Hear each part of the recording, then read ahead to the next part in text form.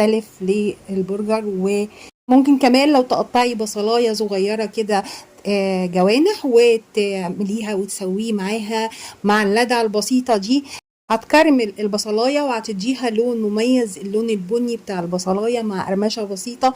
فممكن بقى تاخديها وتحطيها مع البرجر في العيش الكايزر، وطبعا حته جبنه كده اللي هي الجبنه بتاعت البرجر، او ممكن جبنه تركي. بحط انا جبنه تركي بتدي طعم مختلف للبرجر كمان.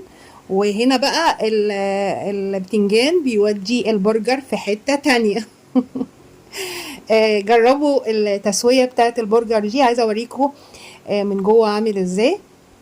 شايفين كمان ما بتخلي البرجر كمان مش كاشش.